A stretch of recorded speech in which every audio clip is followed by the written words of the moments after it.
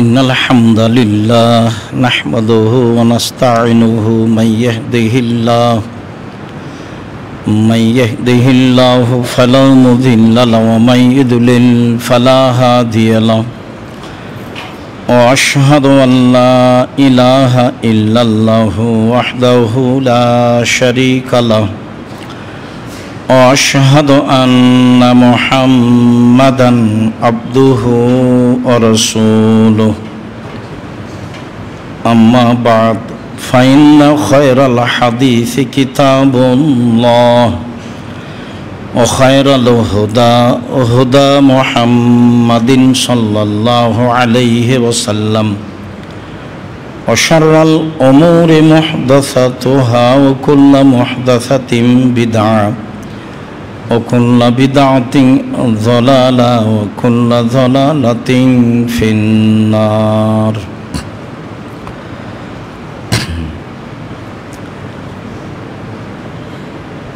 أعوذ بالله من الشيطان الرجيم قد أفلح المؤمنون الذين هم في صلاتهم خاشعون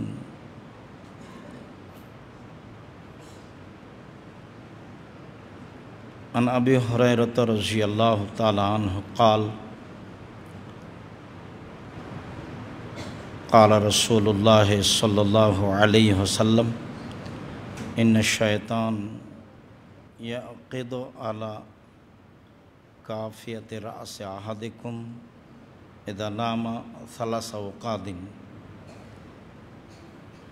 فإن استيقظ وذكر الله إن حلت عقدة فإن توضأ إن حلت عقدة فإن صلى إن حلت عقدة فأصبح نشيطا طيب النفس وإلا فأصبح خبيث النفس كسلانا رواه البخاري ومسلم عن عائشة رضي الله تعالى عنها قالت كان النبي صلى الله عليه وسلم يصلي فيما بين يفرغ من صلاة العشاء إلى الفجر 11 ركعة يسلم من كل ركعتين ويوتر بواحدة رواه البخاري ومسلم সম্মানিত মসজিদের মুসল্লি, প্রশংসা আল্লাহর জন্য, শান্তি অবতীর্ণ হোক আল্লাহর রাসূলের উপর সাল্লাল্লাহু আলাইহি ওয়াসাল্লাম। আজ জুমার খুতবায় সংক্ষিপ্ত সময়ে বক্তব্যের বিষয় রাতের সলাত। রাতের সলাতের গুরুত্ব এ বিষয়ে আমরা এক গুরুত্বপূর্ণ সংক্ষিপ্ত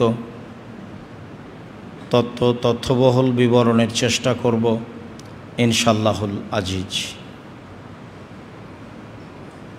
মানুষের 5 ওয়াক্ত সলাতের সাথে সাথে রাতে সলাত আদায় করতে অভ্যাসী হওয়া উচিত। আবু হুরায়রা রাদিয়াল্লাহু তাআলা আনহু বলেন, রাসূল সাল্লাল্লাহু আলাইহি ওয়াসাল্লাম বলেছেন, আফজালুস সালা বাদাল ফারিদা সালাতুল লাইলে।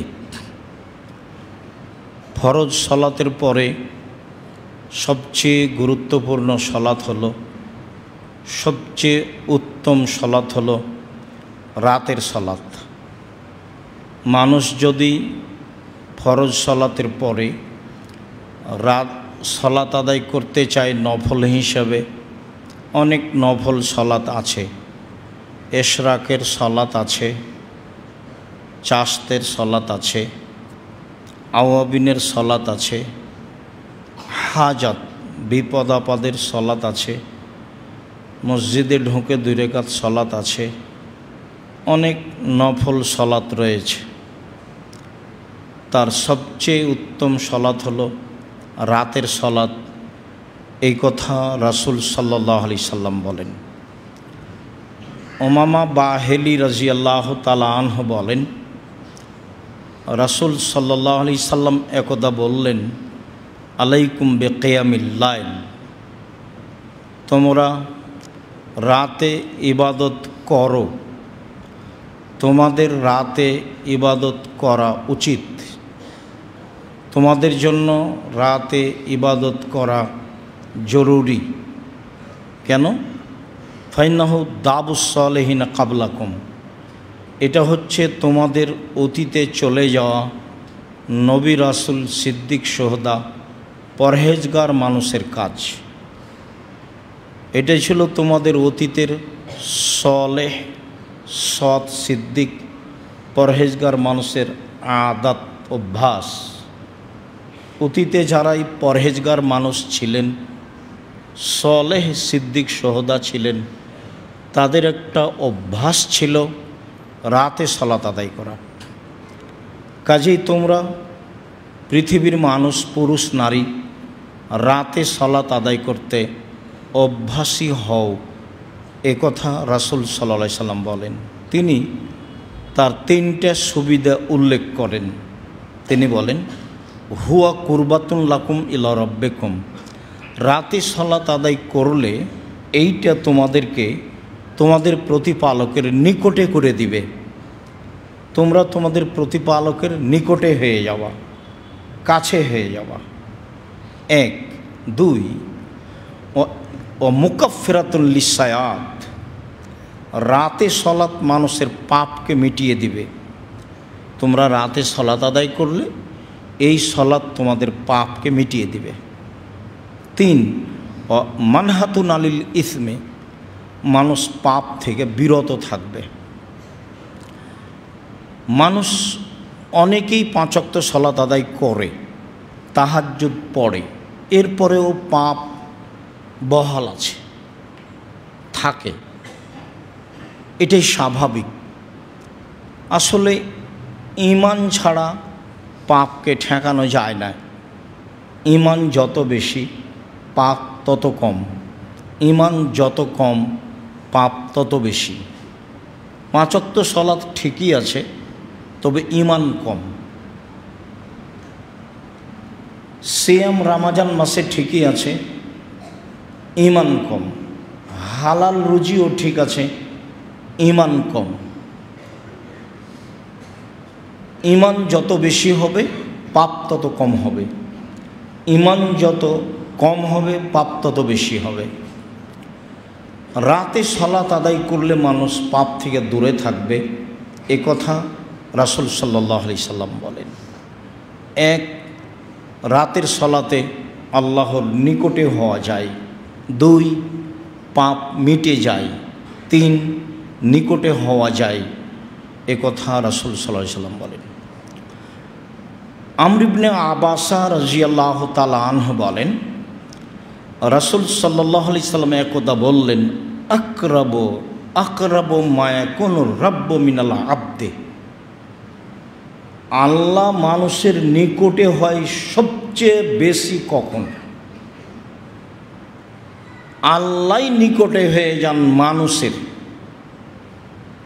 আল্লাহ মানুষের নিকটে সবচেয়ে বেশি কোন সময় হন?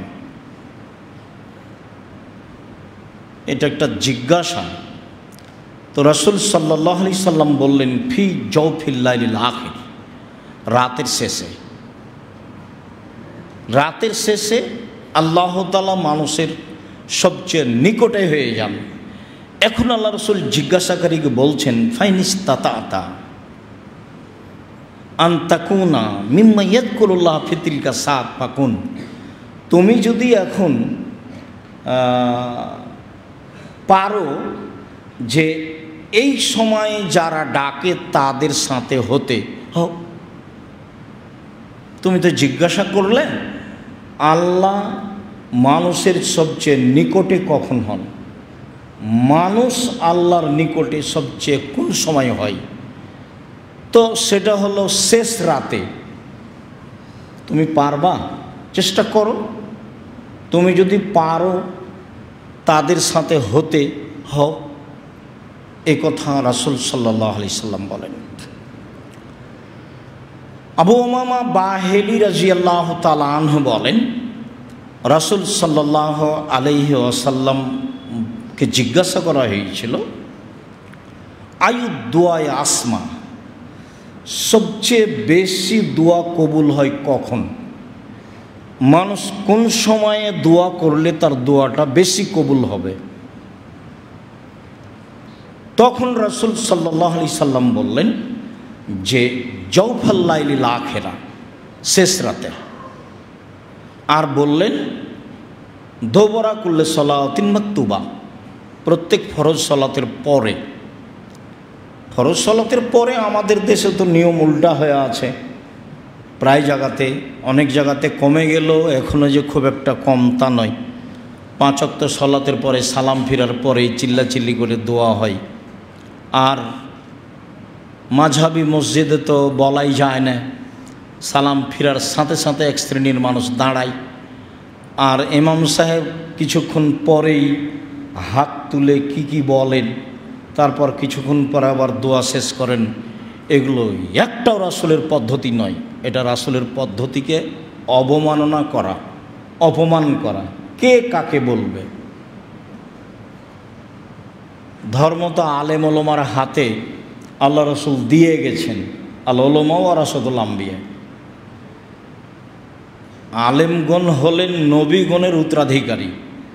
এই বাক্যটা বলার পরে বলছেন যে লাম ইয়রিসু দিনারান ওয়ালা দিরহামা, নবীগণ আলেম ওলামাকে টাকা পয়সার উত্তরাধিকারী করেননি।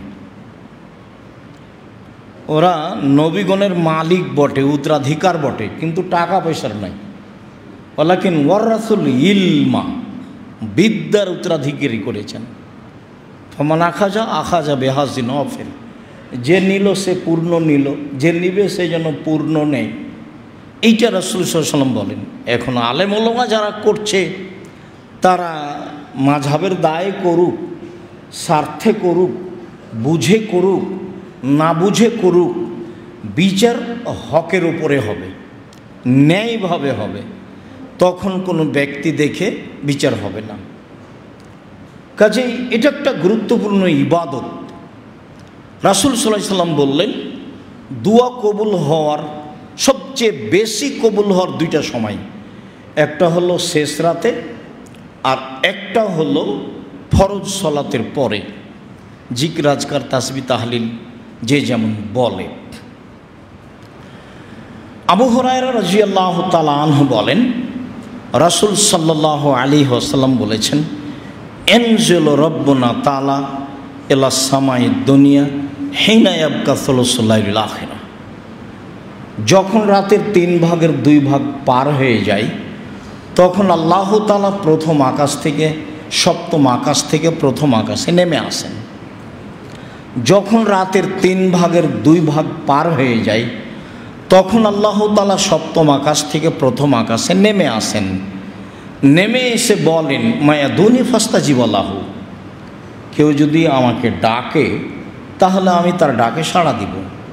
মায়াসালুনি ফাউতিয়াহু, কেউ যদি আমার কাছে কিছু চায় তাহলে আমি তাকে তা দিয়ে দেব। মায়াস্তাগফিরুনি ফাগফিরাল্লাহু, কেউ যদি আমার কাছে ক্ষমা চায় তাহলে আমি তাকে ক্ষমা করে দেব। তাহলে এটা শেষ রাতেই হলো। আল্লাহ তাআলা রাতের 3 ভাগের 2 ভাগ পার হওয়ার পরে নেমে এসে কথা বলতে থাকেন। এক শ্রেণীর মানুষ বড় দুর্ভাগ্য যে রাত 2টা 3টায় 12টায় 1টায় শয়। যদি রাত 2টা 3টা 12টা 1টায় শয় তাহলে ও আল্লাহকে কিভাবে মূল্যায়ন করবেন? আল্লাহ তো তার সাথে কথা বলার জন্যই নেমে এসেছেন। আল্লাহ তো আপনার সাথে কথা বলার জন্যই নেমে এসেছেন। আল্লাহ তাআলা তো আমার সাথে কথা বলার জন্যই নেমে এসেছেন। আল্লাহ নেমে এসেছেন সপ্তম আকাশ থেকে প্রথম আকাশে, আর আমি ঘুমিয়ে আছি, অথচ আমার সাথেই কথা বলতে এসেছেন। তাহলে কেমন হয়ে যায় না? এই কারণে রাসূল সাল্লাল্লাহু আলাইহি ওয়াসাল্লাম বলেছেন, তোমাদের উচিত, তোমাদের অভ্যাসী হওয়া উচিত রাতে সালাত আদায় করা। তাহলে তোমরা কিছু বললে সেটা আল্লাহ মেনে নেবেন।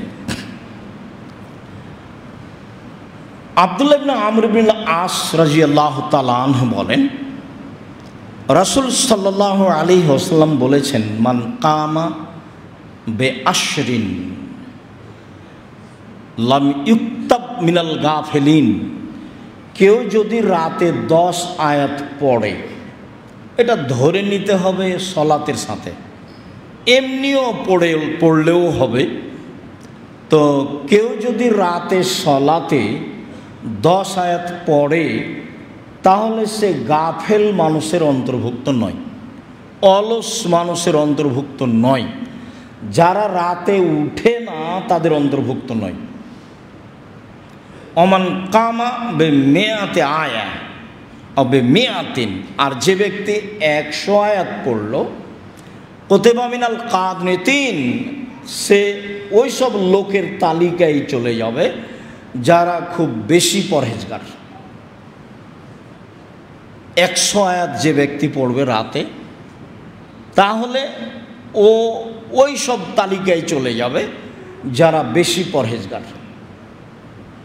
অমান কামা বে আলফিন, আর যে ব্যক্তি রাতে 1000 আয়াত পড়ল, কুতিবা মিনাল কানিতিন, যারা ইবাদতে সর্বোচ্চ মর্যাদার অধিকারী, যাদের বেহিসাব নেকি, অনেক নেকি যাদের, তাদের অন্তর্ভুক্ত হয়ে যাবে।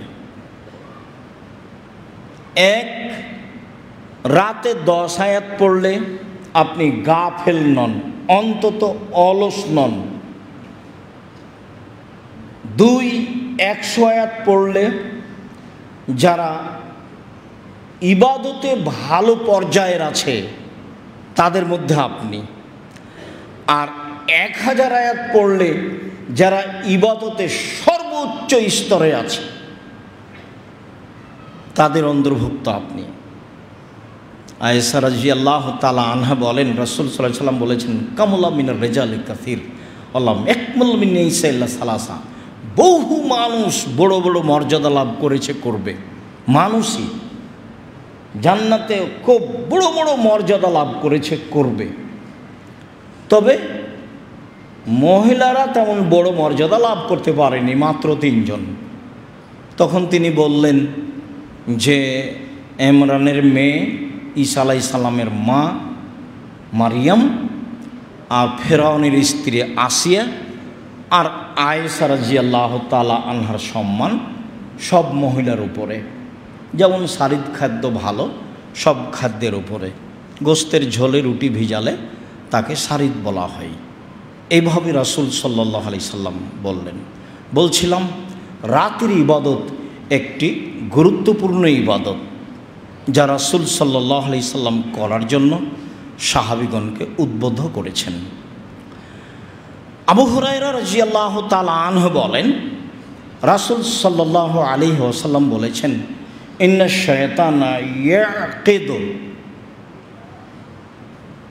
আলা কাফিয়াতে রাসে আহদিকুম ইযা হুয়া নামা সালাসা ওয়াকাদিন, যখন তোমাদের কোনো ব্যক্তি রাতে ঘুমায়, তখন শয়তান তার মাথার চুলে 3টে গিরা লাগায়। মাথায় চুল থাক না থাক সেই কথা বিবেচনা পড়ে। রাসূল সাল্লাল্লাহু আলাইহি সাল্লাম বলেছেন, যখন তোমাদের রাতে কেউ ঘুমায়, তখন শয়তান তার মাথার চুলে 3টে গিরা লাগায়।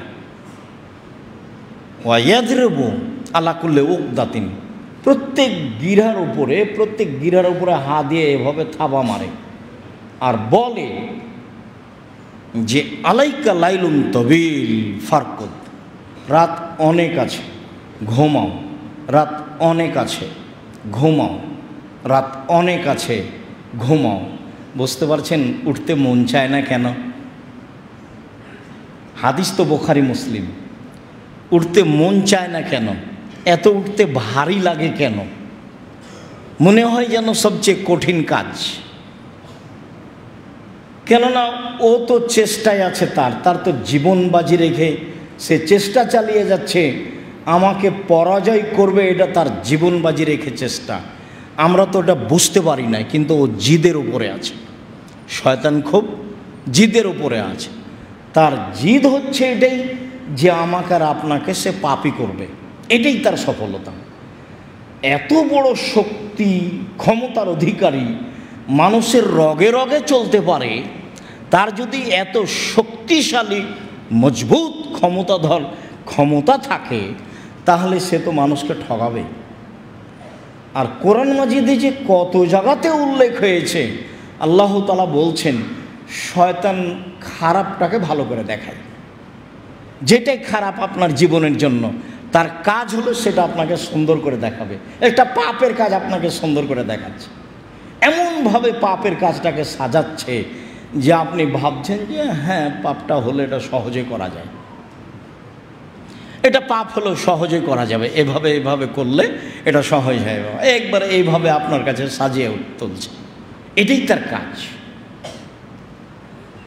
রাসূল সাল্লাল্লাহু আলাইহি সাল্লাম বলছেন ফাস বাহা ফাইনিস্তাই কাদা, ও যদি এখন রাতে উঠে যায়, ফাযাকার আল্লাহ, উঠেই যদি বলে আলহামদুলিল্লাহিল্লাযী আহয়ানা বাদামা আমাতানা ওয়া ইলাইহিন নুশুর, সে আল্লাহর প্রশংসা যে আল্লাহ মরার পরে জীবিত করল, মারলেন এবং জীবিত করলেন।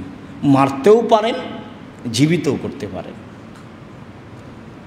আগে মারলেন, তারপরে জীবিত করলেন, মরণ দিলেন, এখন আবার আত্মা ফেরত দিলেন। যার জন্য অন্য জায়গাতে একটা দোয়া আছে যে ফাইন আরসাল তাহা ফাগফিরলাহ, ফাইন আমসাক তাহা ফাগফিরলাহ, তুমি যদি আত্মা ফেরত না দাও তাহলে তুমি এটাকে ক্ষমা করে দিও, আর যদি তুমি ফেরত দাও তাহলে হেফাজত করিও আরও 5টা মানুষকে যেভাবে হেফাজত করো। আত্মা ফেরত দিলে আমাকে হেফাজত করো, আর যদি আত্মা ফেরত না দাও তাহলে এটা ক্ষমা করে দাও। তো যে ব্যক্তি ঘুম থেকে উঠলো এবং এটা বলল, তো ইনহাল্লা তোকদা, একটা গিরা খুলে গেল। ফাইন তাওয়াদ্দা ইনহাল্লা তোকদা, যদি ওযু করে তাহলে আর একটা গিরা খুলে গেল। ফাইন সল্লা ইনহাল্লা তোকদা, যদি সলাত আদায় করে তাহলে আর একটা গিরা খুলে গেল। তাহলে ঘুম থেকে উঠলো, দোয়া পড়লো, তাতে একটা খুলে গেল। খালি পড়লেই খুলে যাবে। ও যেমন ক্ষমতা রাখে আল্লাহ তেমন ব্যবস্থা করেছেন, ও যেমন ক্ষমতা রাখে আল্লাহ তেমন ব্যবস্থা করেছেন। মানুষ যদি হাত দিয়ে খুলতো তাহলে তো কঠিন ছিল, সেটা তো মানুষের নাগালের বাইরে চলে যেত। এমন একটা পদ্ধতি বলে দিলেন যা পুরুষ নারীর জন্য সহজ। ঘুম থেকে উঠবে রাতে, দোয়া পড়বে, একটা খুলে যাবে, অজু করবে আর একটা খুলে যাবে, সলাত আদায় করবে আর একটা খুলে যাবে। ফাস বাহা নাশিতান তাইয়িবান নাফসে, এখন সে সকাল করবে খুব উৎফুল্ল মনে, আনন্দ চিত্তে, অলসতা ছাড়াই, উৎফুল্ল আত্মায়, আনন্দ চিত্তে, খুশি হয়ে সে সকাল করবে। ওয়াইল্লা ফাস বাহা খাবিসা নাফসে কাসলানা, আর যদি ও না করে তাহলে সব দেখবেন সকালে মুখখান কেমন যেন একেবারেই কেমন হয়ে আছে, ঘিনঘিনে মনে হচ্ছে, একেবারে খারাপ লাগছে, মুখটা বিকট হয়ে আছে। 7টা-8টার দিকে উঠে মেশক করছে, ব্রাশ ঘষছে, মুখখান ভারী হয়ে আছে, কেমন হয়ে আছে এবং অলস অবস্থায় আছে। তা আল্লাহ রসুল বলছেন, হাদিস বুখারী মুসলিম, হাদিস গ্রন্থে আছে, 1450 বছর থেকে এভাবে আছে। আমল করবে কে? মানুষকেই করতে হবে। যারা পড়াশোনা করছে তাদেরকেই করতে হবে। পড়াশোনা করলাম, আমল করতে পারলাম না, তাহলে তো যারা পড়ে না, যারা এমনি রাস্তাঘাটে থাকে তাদের মতোই হয়ে গেলাম। জানতে হবে এবং আমল করতে হবে। আল্লাহ তুমি কবুল করো। আল্লাহুম্মা সাল্লি আলাইহি আল্লাহুম্মা বারিক আলাইহি।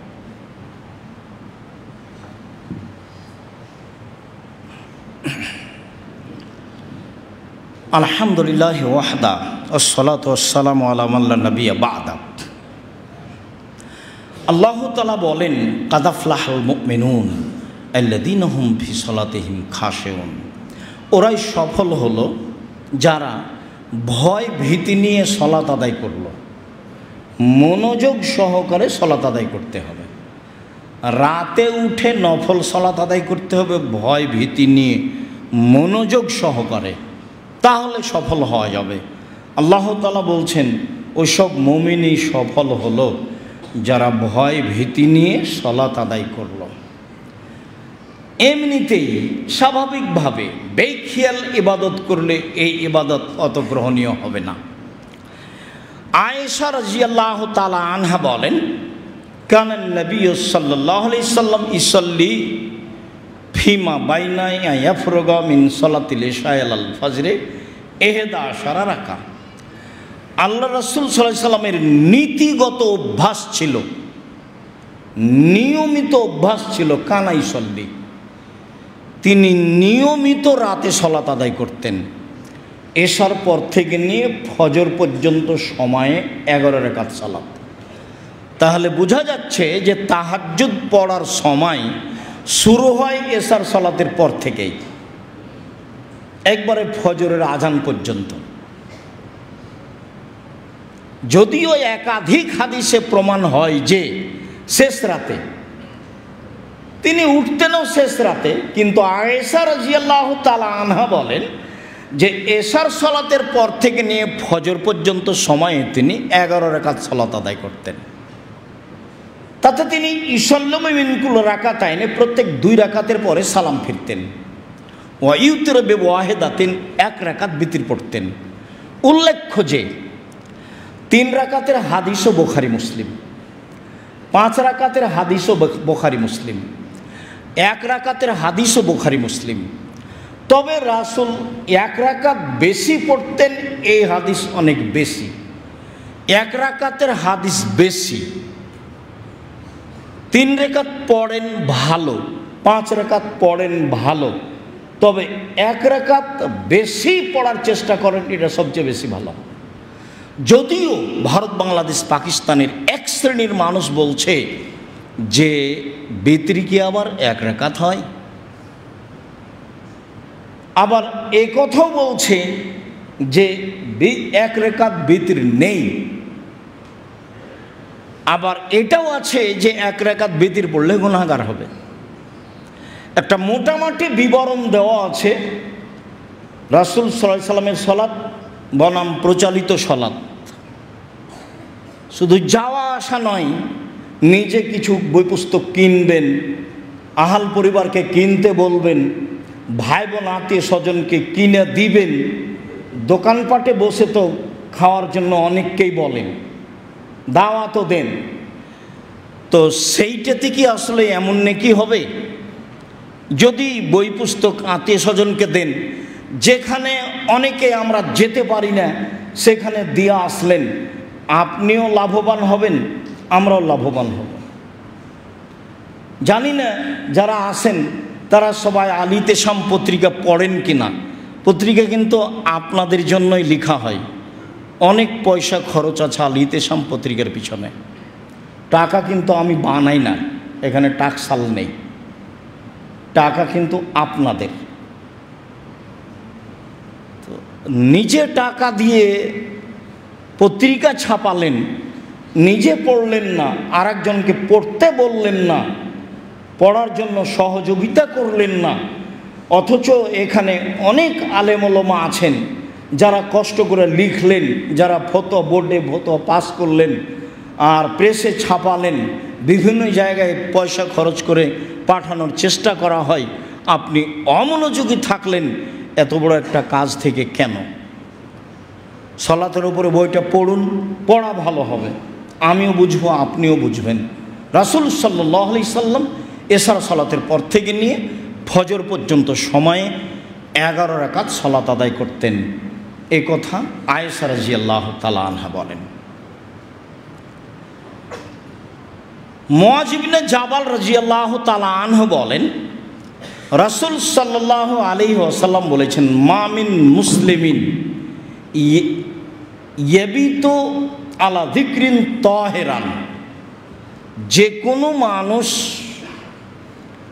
অজু অবস্থায় রাতে ঘুমায়, যে কোনো মানুষ অজু অবস্থায় রাতে ঘুমায়, যে কোনো পুরুষ নারী অজু অবস্থায় রাতে ঘুমায়, ফায়াতাআররা মিনাল লাইলি, শেষ রাতে উঠে, কথা আবার ফিরে আসলো, শেষ রাতে উঠে ফায়াসালুল্লাহ ফিহা খায়রান, তারপর শেষ রাতে উঠে আল্লাহর কাছে কিছু চায়, ফাতাহুল্লাহু ইয়াহু, তাহলে আল্লাহ তাকে দিবেন, এটা জরুরি, দিবেনি। জাবের রাদিয়াল্লাহু তাআলা আনহু বলেন, রাসূল সাল্লাল্লাহু আলাইহি সাল্লাম বলেছেন, ইন্না ফিল লাইলি লা সা লা ইয়াফিকুহা রাজুলুন মুসলিম ইয়াসালুল্লাহ ফিহা খায়রান মিন আমরি দুনিয়া ওয়াল আখিরা ইল্লা আতাহু ইয়াহু। জাবের রাদিয়াল্লাহু তাআলা আনহু বলেন, আল্লাহর নবী বলেছেন, রাতে একটা সময় আছে, অবশ্যই সেটা শেষ রাতে, রাতে একটা সময় আছে, অবশ্যই সেটা শেষ রাতে, যেই সময়ের মুখামুখি যে ব্যক্তি হতে পারবে, যে কোনো পুরুষ নারী ওই সময়ের মুখামুখি হলো ফায়াসালুল্লাহ ফিহা খায়রান মিন আমরি দুনিয়া ওয়াল আখিরা, ইহকালের কল্যাণ চাইলো, পরকালের কল্যাণ চাইলো। ইহকালে কিছু চাইলো যা তার প্রয়োজন, পরকালে কিছু চাইলো যা চাইও। ইহকালে কি চাই? জমি জায়গা চাই, বাড়িঘর চাই, ছেলে মেয়ে চাই, ছেলে মেয়ের উচ্চ শিক্ষা চাই, ভালো মর্যাদা চাই, মান মর্যাদা চাই, নিজে ভালোভাবে বাঁচতে চাই, এসব সুবিধা অসুবিধা সুবিধা চাই, বালা মুসিবত বিপদ থেকে বাঁচতে চাই, যা কিছু তার দুনিয়াতে চাওয়ার আছে সে চাইলো আল্লাহ দিয়ে দেবেন। পরকালে জান্নাত চাই, জাহান্নাম থেকে বাঁচতে চাই, কবরের শাস্তি থেকে বাঁচতে চাই, তো পরকালের কল্যাণ সম্পর্কে যা চাইবে তাই দিয়ে দেবেন, ইহকালের কল্যাণে যা চাইবে তাই দিয়ে দেবেন। এই হাদিসে বোঝা যাচ্ছে যে এটা নির্ধারিত সময় আছে, আর আগের হাদিসে বোঝা গেল যে শেষ রাতে। তবে অজু অবস্থায় ঘুমালে শেষ রাতে উঠলে যা চাইবে তাই পাবে, তাহলে দুইটার সমন্বয়ে রাত শেষ এটাই ঠিক, আর অজু অবস্থায় ঘুমালে বেশি ভালো হবে এটাই ঠিক। তখন আমি আমার দুনিয়াবি দাবি দেওয়া পেশ করতে পারবো, সহজে কবুল হবে। তখন আমি আমার পরকালীন দাবি দেওয়া পেশ করতে পারবো, যেটা সহজেই কবুল হবে ইনশাআল্লাহ। নিরাশার কিছু নেই, আল্লাহ তো দেওয়ার জন্যই আছেন, নিরাশার কি আছে।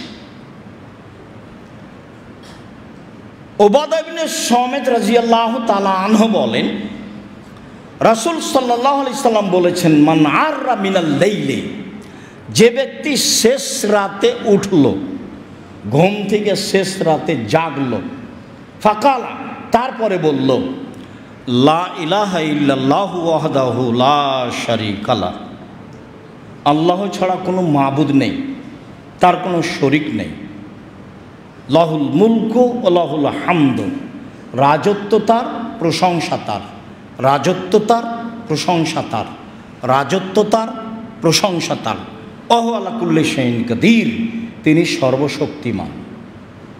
তারপরে বলল, সুবহানাল্লাহি আলহামদুলিল্লাহি ওয়া লা ইলাহা ইল্লাল্লাহু আল্লাহু আকবার। সুবহানাল্লাহি, আল্লাহর পবিত্রতা বর্ণনা করি, আলহামদুলিল্লাহ, প্রশংসা আল্লাহর, সুবহানাল্লাহি ওয়া আলহামদুলিল্লাহি ওয়া লা ইলাহা ইল্লাল্লাহ, আল্লাহ ছাড়া কোনো মাবুদ নাই, আল্লাহু আকবার, আল্লাহ সবচেয়ে বড়।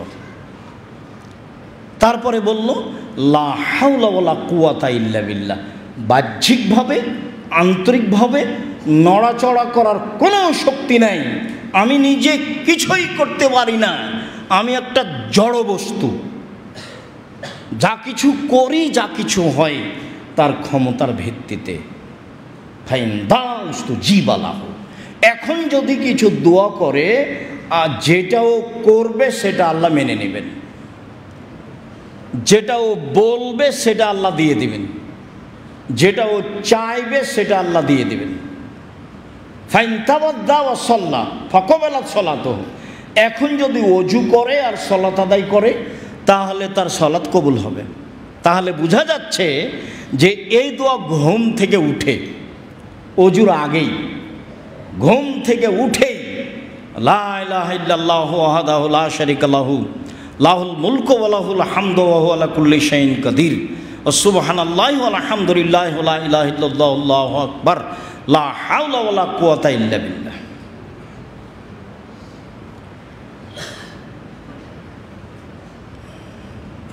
ইবনে আব্বাস রাদিয়াল্লাহু তাআলা আনহু বলেন, কানান নবী সাল্লাল্লাহু আলাইহি সাল্লাম ইযা কামা মিনাল লাইলি কালা ইযা কামা মিনাল লাইলি ইয়াতাহাজ্জাদু কালা। ইবনে আব্বাস রাদিয়াল্লাহু তাআলা আনহু বলেন, রাসূল সাল্লাল্লাহু আলাইহি সাল্লাম যখন রাতে উঠতেন তাহাজ্জুদের জন্য, রাসূল সাল্লাল্লাহু আলাইহি সাল্লাম যখন রাতে উঠতেন তাহাজ্জুদ সালাতের জন্য, তখন তিনি বলতেন, আল্লাহুম্মা লাকাল হামদু আনতা কাইয়ুমুস সামাওয়াতি ওয়াল আরদ ওয়া মান ফিহিন্না। হে আল্লাহ, প্রশংসা তোমার, আসমান জমিন এবং এর মধ্যে যা কিছু রয়েছে সব কিছুর প্রতিষ্ঠাতা তুমি।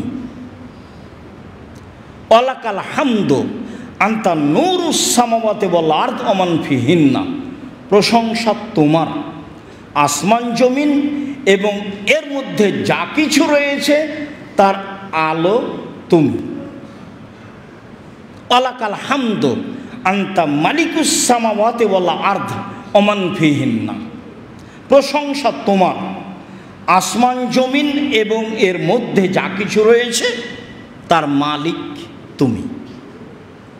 ওয়ালাকাল হামদু, প্রশংসা তোমার, ওয়ালাকাল হামদু, প্রশংসা তোমার।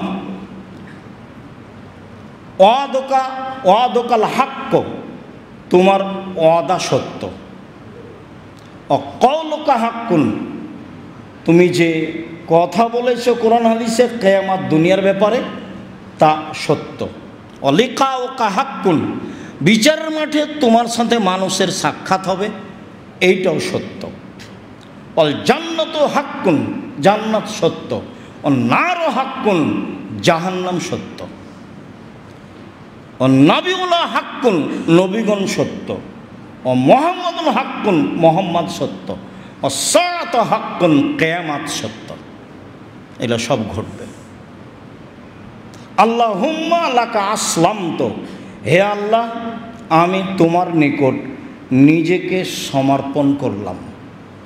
অবেকা আমান্ত, আমি তোমাকে মেনে নিলাম। অবেকা আনাপ্ত, আমি তোমার দিকে অভিমুখী হলাম। অবেকা খাসান্ত, আমার কথাবার্তা তোমার নিকটে। ওয়াইলাইকা হাকান্ত, আমি তোমাকে বিচারক হিসাবে মেনে নিয়েছি।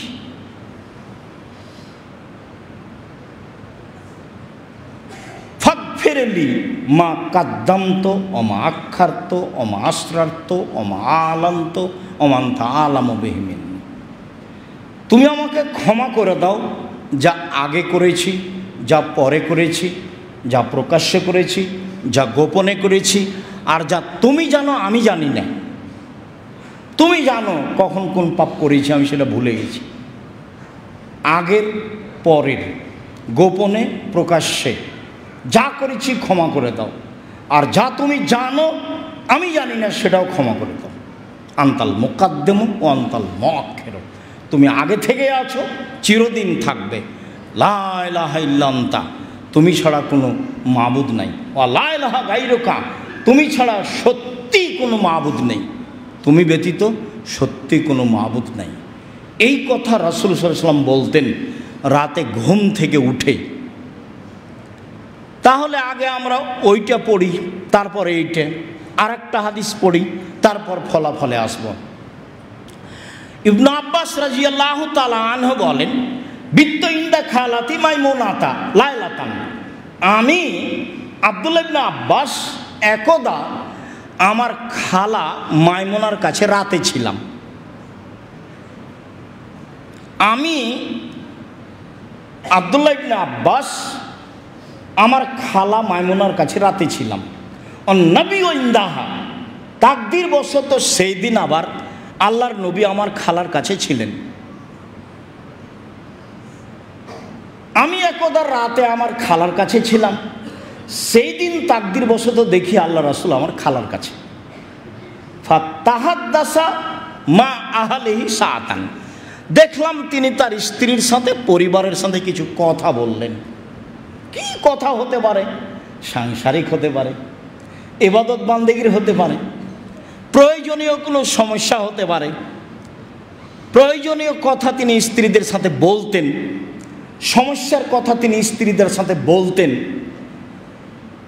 খাদিজাকে বলছেন, খাদিজা আমার যে কি হয়, আমি মারা যাই না কি? গাড়ে হিরেই আজকে যা কিছু ঘটলো তা তো ঘটলই, তুমি আমাকে কম্বল দিয়ে জড়িয়ে ধরো। উনি ভয় পেয়ে এগুলো বলছেন, তাহলে নিজের কথা তিনি স্ত্রীকে বলতেন। তার স্ত্রী বলেন কি আপনি? কাল্লা, কখনো নহে, অসম্ভব, এটা হতে পারে না। আপনি মারা যাবেন মানে এইটা কি? আরে আপনি তো অসহায় মানুষের পাশে দাঁড়ান, আপনি নিঃস্ব মানুষকে সহযোগিতা করেন। এগুলো তিনি কারণ উল্লেখ করলেন। অসহায় মানুষের পাশে দাঁড়ালে আল্লাহর সাহায্য থাকে ভিন্ন। এই জন্য মানুষকে ব্যবসা করতে হবে বড় থেকে বড় অসহায় মানুষের পাশে দাঁড়ানোর জন্য, সরকারকে উঠানো বসানোর জন্য নয়। টাকার দাম আছে, টাকা ইনকাম করতে হবে অসহায় মানুষের পাশে দাঁড়ানোর জন্য। আর আপনি বলেন কি আপনার এভাবে দুর্ঘটনা হবে মানে? আপনি তো অসহায় মানুষের পাশে দাঁড়ান, নিঃস্ব মানুষের সহযোগিতা করে থাকেন, আত্মীয়তা সম্পর্ক বজায় রাখেন। আত্মীয়তা সম্পর্ক বজায় রাখা খুবই কঠিন। ভাই ভাই টিকা যায় না, ভাই ভাই ঠাঁই ঠাঁই।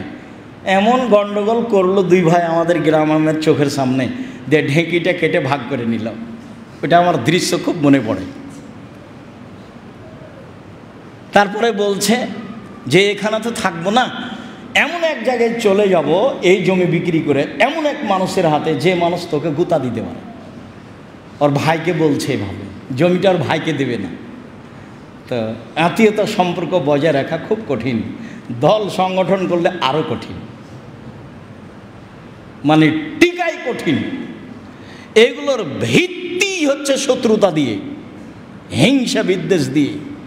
একজন আর একজনের সাথে টিকতে পারবে না, এর ভিত্তি ভালো নয়। আপনি টিকবেন কি দিয়ে? খালি ও জেহেন, মস্তিষ্ক খালি রাখতে হবে। কারো ভালোবাসা এখানে নেই। যেখানে কোরআন এবং সহিহ হাদিস আছে সেখানে আমি আছি, তাহলে আপনি সহজ পথ পাবেন, আপনার জন্য হবে সহজ পথ, তাছাড়া কঠিন হয়ে যাবে। রাসূল সাল্লাল্লাহু আলাইহি সাল্লাম উম্মু সালমাকে বলছেন, উম্মু সালমা, আচ্ছা কেউ তো হুদায়বিয়ার যুদ্ধ থেকে ফিরে যেতে চায় না, আবার এখানে আমি কুরবানি করতে বলছি, কেউ কুরবানি করতে চায় না। কেউ যে কুরবানি করতে চায় না, এখন কি করা যায়? তখন উম্মু সালমা রাদিয়াল্লাহু আনহা বলছেন, আরে আপনি নিজেরটা করে ফেলেন না আগে, তাহলে দেখা যাবে কি হয়। বলে হ্যাঁ ঠিক ঠিক আছে। তো আল্লাহ রাসূল স্ত্রীর কথা শুনে নিজে কুরবানি করলেন। তো সব সাহাবী দেখলেন আর কি করা যায়। যেই সাহাবী না বলতেই পায়ের জুতা খুলে দেন, সেই সাহাবীকে আর এখন কুরবানি করতে দেরি করবেন? তো আল্লাহ রাসূল বললেন উম্মু সালমাকে, উম্মু সালমা কি করা যায়? কেউ যে কুরবানি করতে চায় না, তো আপনি চিন্তা করছেন কেন? আপনি নিজেরটা করে ফেলেন না, তাহলে দেখবেন কি হয় অবস্থা। তো ঠিকই করে ফেললেন। তো আমি সেদিন ছিলাম আমার খালার কাছে। আল্লাহ রাসূল তার পরিবারের সাথে কিছুক্ষণ কথা বললেন। কি বললেন? প্রয়োজনে কিছু বললেন। রাকাদা, তারপর তিনি ঘুমিয়ে গেলেন। ফালাম্মা কানা সুলুসুল লাইলিল আখিরা, যখন রাতের 3 ভাগের 2 ভাগ পার হয়ে গেল, কাদা, দেখলাম তিনি উঠে বসলেন। মানে আমি ছোট হলে কি হবে, আব্দুল্লাহ ইবনে আব্বাস বললেন বুদ্ধির অভাব নেই, পরিস্থিতি খুব লক্ষ্য করতে পারেন। উনি নিজে গিয়ে সালাতে দাঁড়িয়েছিলেন, তো দাঁড়িয়েছিলেন বাম দিকে। আমি বাম দিকে দাঁড়ালাম, তখন আমার মাথার সামনের চুল ধরে পিছন দিক দিয়ে টেনে তিনি আমাকে ডান দিকে করে দিলেন। তো উঠলেন, উঠে বসলেন। ফানাজারা ইলা সামায়ে, আকাশের দিকে তাকালেন। উঠে বসেই আকাশের দিকে লক্ষ্য করছেন। বাড়ি ঘর আর কি, ভাঙাচোরা একরকম কি আছে, আমরা তো অনেক জায়গায় তাহলে আকাশ দেখাই যায় না। তো আকাশের দিকে দেখলেন, আর আকাশ এত আলো বাল্ব জ্বলছে যে আকাশ ভালো করে বোঝাই যায় না। সময়ের গতি, আকাশের দিকে তাকালেন, দিয়ে বলতে লাগলেন, ইন্না ফি খালকিস সামাওয়াতি ওয়াল আরদ ইখতিলাফিল লাইলি ওয়ান নাহার লায়াতিন লিউলিল আলবাব। নিশ্চয়ই আসমান জমিনের সৃষ্টিতে আর রাত দিনের আসা যাওয়াতে জ্ঞানী মানুষের জন্য নিদর্শন রয়েছে। কিভাবে আসে রাত, কিভাবে যায় রাত, কিভাবে আসে দিন, কিভাবে যায় দিন, কিভাবে আকাশ সৃষ্টি, কিভাবে জমিন সৃষ্টি, জ্ঞানী মানুষের জন্য এতে নিদর্শন রয়েছে। তারা কারা? আল্লাযীনা ইয়াযকুরুনাল্লাহা কিয়ামান ওয়া কুউদান ওয়া আলা জুনুবিহিম ওয়া ইয়াতাফাক্কারুনা ফি খালকিস সামাওয়াতি ওয়াল আরদ। যারা দাঁড়ানো অবস্থায়, শোয়া অবস্থায়, বসা অবস্থায় আল্লাহকে ডাকে, মানে রাতে লম্বা সময় কিরাত করতে হবে, বসে তাসবিহ তাহলিল জিকির আজকার করতে হবে, শুয়ে গিয়েও দোয়া পড়তে হবে, যত দোয়া আছে। যারা আল্লাহকে ডাকে দাঁড়িয়ে, বসে, শুয়ে এবং আসমান জমিনের সৃষ্টি নিয়ে চিন্তা করে, একটু ভাবা উচিত, একটু ভাবতে হবে। যারা ভাবে তারা হলো জ্ঞানী মানুষ। তারপরে বলে, রব্বানা মা খালাকতা হাযা বাতিলান সুবহানাকা ফাকিনা আযাবান নার। হে আমাদের প্রতিপালক, তুমি এগুলো অনর্থক সৃষ্টি করনি। আকাশ জমিন কি তুমি এমনি সৃষ্টি করেছ? চন্দ্র সূর্য কি তুমি এমনি সৃষ্টি করেছ? এগুলো অনর্থক করনি। কি আর বলি, তুমি তোমার পবিত্রতা বর্ণনা করি, তুমি আমাদেরকে জাহান্নাম থেকে বাঁচাও। এ হলো মূল কথা, যে তুমি আমাদেরকে জাহান্নাম থেকে বাঁচাও। রব্বানা ইন্নাকা মান তুদখিলিন নারা ফাকাদ আখযাইতাহু মা লিয-যালিমিনা মিন আনসার। হে আমাদের প্রতিপালক, তুমি যাকে জাহান্নামে দিলে তাকে তুমি অপমান করলে, অপরাধীর সাহায্যকারী কেউ নেই। হে আমাদের প্রতিপালক, তুমি যাকে জাহান্নামে দিলে তাকে তুমি অপমান করলে, জালেমের সহযোগী কেউ নেই। রব্বানা ইন্নানা সামি'না মুনাদিয়ান ইউনাদি লিল ঈমান। হে আমাদের প্রতিপালক, আকাশ থেকে ডাক শুনলাম। হে আমাদের প্রতিপালক, আকাশ থেকে ডেকে বলছে ঈমানের জন্য, আমিনু, তোমরা আল্লাহকে মেনে নাও। আকাশ থেকে ডাক শুনলাম, ডাকটা হলো এই, আমিনু, তোমরা আল্লাহকে মেনে নাও। শোনো, ফামান্না, মেনে নিলাম। ঠিক আছে, তাই হলো, মেনে নিলাম। এখন মেনে নিয়েছি, কয়েকটা কথা শোনো। কি? রব্বানা ফাগফির লানা যুনুবানা ওয়া কাফফির আন্না সাইয়্যাতিনা ওয়া তাওফানা মা'আল আবরার। একসাথে কয়েকটা কথা। 1, পাপ ক্ষমা করে দাও। 2, পাপ মিটিয়ে দাও। 3, ভালো মানুষের সাথে মরণ দাও, স্বাভাবিক মরণ চাইনি। 1, পাপ ক্ষমা করে দাও। 2, পাপ মিটিয়ে দাও। 3, ভালো মানুষের সাথে মরণ দাও।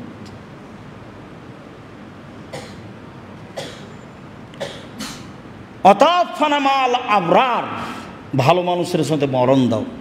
তারপরে ওয়াকাফির আন্না সাইয়্যাতিনা ওয়াতাওফানা মা'আল আবরার। তারপরে তুমি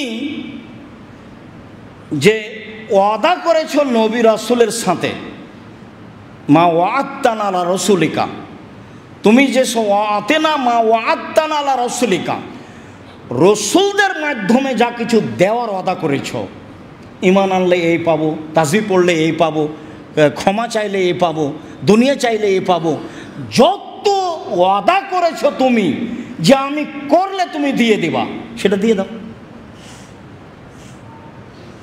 সেটা দিয়ে দাও।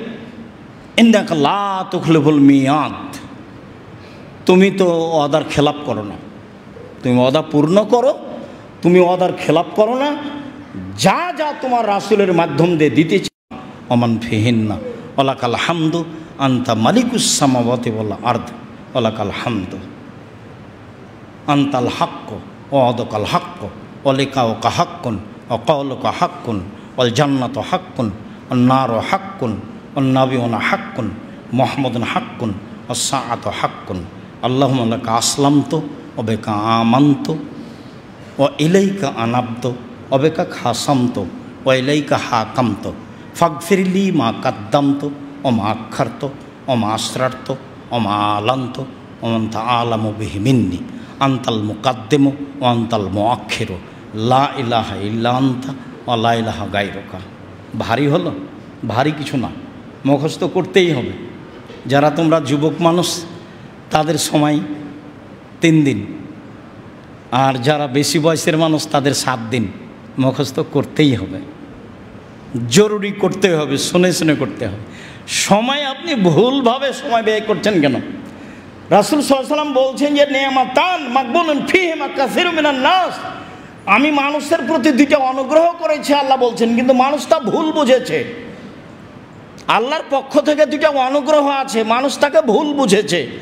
এক সাহাত, শরীরের সুস্থতা। আমি সুস্থতা এই জন্য দিইনি যে সে দোকানে বসে আড্ডা পিটবে। আমি তাকে সুস্থতা এই জন্য দিইনি যে সে মোবাইল নিয়ে দিন রাত কাটাবে। আমি তার শরীরে সুস্থতা দিয়েছি, সে দিন ধর্ম জানবে, বুঝবে, পড়বে, এই জন্য আমাকে ডাকবে। এই জন্য অল ফারাক, অবসর সময় দিয়েছি, এটা আমার দয়া। আমি অবসর সময় দিয়েছি। একটা লোক ব্যবসায় যায় সকাল 10টায়, আসে রাত 10টায়, তাহলে রাত 10টা থেকে নিয়ে দিন 10টা পর্যন্ত তার সময় অবসর। একটা লোক শিক্ষকতা করতে যায় সকাল 9টায়, আসে 3টায়, তো তাহলে সকাল 9টা থেকে নিয়ে 3টার পরে, অর্থাৎ 3টা থেকে নিয়ে পরের দিন সকাল 9টা পর্যন্ত তার অবসর। এই অবসর আমি তাকে আড্ডা পিটার জন্য দিইনি। আমি এই অবসর তাকে এভাবে মারামারি, হইচই, দাঙ্গামা, হাঙ্গামা, মামলা মোকদ্দমা করার জন্য দিইনি। আমি তাকে এই অবসরটা দিয়েছিলাম একটু দিন ধর্ম জানবে, বুঝবে, পড়বে, সেই জন্য। সম্মানিত মসজিদের দিনী ভাই বোন, বলছিলাম রাতে সলাত আদায় করতে অভ্যাসী হতে হবে যে কোনো মূল্যে। রাতে সলাত আদায় করলে আল্লাহর নিকটে হওয়া যায়। রাতে সলাত আদায় করলে আল্লাহ নেমে আসেন, যা চাইব তা পাওয়া যায়, যা দাবি দেওয়া করব তা পাওয়া যায়। রাতে সলাত আদায় করলে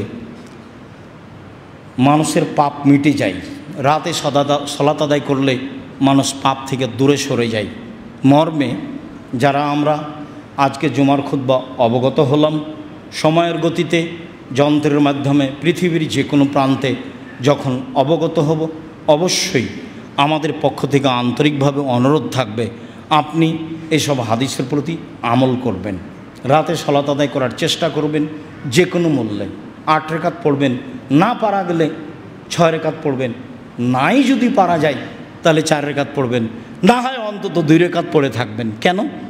আবু হুরায়রা রাদিয়াল্লাহু আনহু বলছেন, রাসূল সাল্লাল্লাহু আলাইহি ওয়াসাল্লাম বলেছেন, এজা আইকাজার রাজুল আহলাহু, যদি কোনো মানুষ তার স্ত্রীকে ঘুম থেকে জাগায়, ফাসাল্লায়, তারপর 2 জনই সলাত আদায় করে 2 রাকাত, ফাসাল্লায় রাখ আও সাল্লা বেহেমা রাকাতাইনে জামিয়ান, অথবা 2 জন মিলে 2 রাকাত সলাত আদায় করেছে একসাথে, তো কুতিবা মিনাজ যাকিরিন ওয়া যাকিরাত, তাহলে এরা যারা ইবাদত করে দিন রাত তাদের তালিকায় হয়ে যাবে,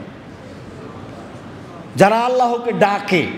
তা আপনি রাতে উঠে 2 রাকাত সালাত আদায় করলেন, আর আপনার স্ত্রীকে করতে বললেন, বা 2 জনই 2 রাকাত সালাত আদায় করলেন একসাথে। একসাথের অর্থ এই নয় যে পাশাপাশি দাঁড়াবেন।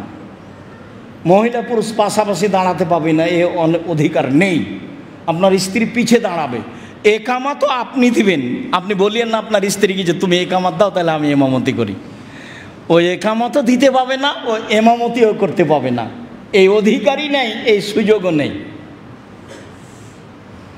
সম্মানিত দিনী ভাই বোন, রাতে সালাত আদায় করতে শিখুন অন্তত 2 রাকাত। 2 রাকাতের ফলাফল হলো এই, স্বামী স্ত্রী যদি ঘুম থেকে উঠে 2 রাকাত সালাত আদায় করে বা একসাথে করে, তাহলে দুনিয়াতে যত ভালো মানুষ আল্লাহকে ডেকে চলে গেছে ওদের একটা তালিকা আছে, এদের স্বামী স্ত্রীর নামও সেই তালিকায় দিয়ে দেওয়া হবে। এ কথা মুহাম্মদ সাল্লাল্লাহু আলাইহি ওয়াসাল্লাম বলেন। মর্মে শেষ পর্যন্ত 2 রাকাত থাকলো। শেষে বলি যে জামিয়া সালাফিয়া শিক্ষা প্রতিষ্ঠান, শিক্ষাই মানুষকে ভুল পথ থেকে সঠিক পথে নিয়ে যেতে পারে। আবার সঠিক পথ আর ভুল পথ এটাও খুব কঠিন। কেননা বহু প্রতিষ্ঠান আছে সেটা মানুষকে বেদাত শিখায়, শিরক শিখায়, সেটা তো আর সঠিক পথ হলো না, সেটা ভুল পথই হলো। যার কারণে আমরা মানুষের সামনে দাবি পেশ করি যে জামিয়া সালাফিয়া শিরকমুক্ত প্রতিষ্ঠান, বিদাতমুক্ত প্রতিষ্ঠান, দলমুক্ত প্রতিষ্ঠান, হিংসামুক্ত প্রতিষ্ঠান। জামিয়া সালাফিয়া দেশের সর্বোচ্চ প্রতিষ্ঠান, শিক্ষা মানে, আয়াতনে, শিক্ষক সংখ্যায়, ছাত্র সংখ্যায়। এটা আপনাদের প্রাণের প্রতিষ্ঠান। যেহেতু আমরা আপনাদের সামনে পেশ করছি এইভাবে, কাজে আপনার ভালোবাসা আমরা দাবি করি সেইভাবে। মর্মে যেখানে যে দিনী ভাই বোন দেশে বিদেশে থাকেন তাদের কাছে আমি আব্দুর রাজ্জাক বিন ইউসুফ জরল একটা দাবি রাখি, একটু বলবেন আল্লাহ তুমি জামিয়া সালাফে কবুল করো। উপরে কবুল হলে নিচে সহজ। যেহেতু আল্লাহ নিজে কোনো কাজ করেন না, মানুষের সহযোগিতাই করেন। রাসূলেরও কোনো কাজ চলেনি অর্থ সম্পদ জনগণ সহযোগিতা ছাড়া। আজও জামিয়া সালাফিয়া চলবে সহযোগিতা ছাড়া, এটা নয়। মর্মে যদিও আমরা দেখছি দিনান্দিন জামিয়া সালাফে এক ধরনের ছিল আর এক ধরনের হচ্ছে, তাহলে টাকা এমনিতেই আসে না, মানুষেই দেয়। আপনি যদি তার মধ্যে না থাকেন তাহলে আমি মনে করি আপনার যেটা এটা দুর্ভাগ্যের ব্যাপার। যারা দেশ বিদেশে দিনী ভাই বোন থাকেন, মুসলমান থাকে, তাদের যদি 10 টাকা জামিয়া সালাফে না থাকে তাহলে আমি মনে করব এটা তার দুর্ভাগ্যের ব্যাপার। বহুদিন বলছি পতিতালয়ের মহিলা যদি কুকুরকে পান করে জান্নাত পেতে পারে, এই শিরক বেদাত মুক্ত হিংসা মুক্ত প্রতিষ্ঠানে মানুষ 10 টাকা দান করলে সে জান্নাত পাবে ইনশাআল্লাহ। আর এইগুলো হচ্ছে দানের একটা মাধ্যম। বড় দান যে বড় ইবাদত, মানুষে বলল তাই আমি কষ্ট পেলাম, এইটা নয়। ইবাদতের জগতে একটা শক্তিশালী ক্ষমতাধর বড় ইবাদত হলো দান। আর এসব ব্যবস্থাপনা যখন থাকে তখন মানুষ সময়ের গতিতে কিছু দিতে বা বলতে শিখে। মর্মে আমি সকলের নিকটে অনুরোধ রাখি, যারা সামনে আছেন, যারা দেশে বিদেশে আছেন, যারা সময়ের গতিতে জানতে পারবেন, আমাদের অ্যাকাউন্ট নাম্বার আছে, মোবাইল নাম্বার আছে, আরও যেসবগুলো ব্যবস্থাপনা আছে, সময়ের গতিতে অবগত হবেন। আমি আপনাকে জামিয়া সালাফে আল্লাহকে সন্তুষ্ট করার জন্য দানের হাত প্রশস্ত করার জন্য আন্তরিকভাবে অনুরোধ জানাচ্ছি।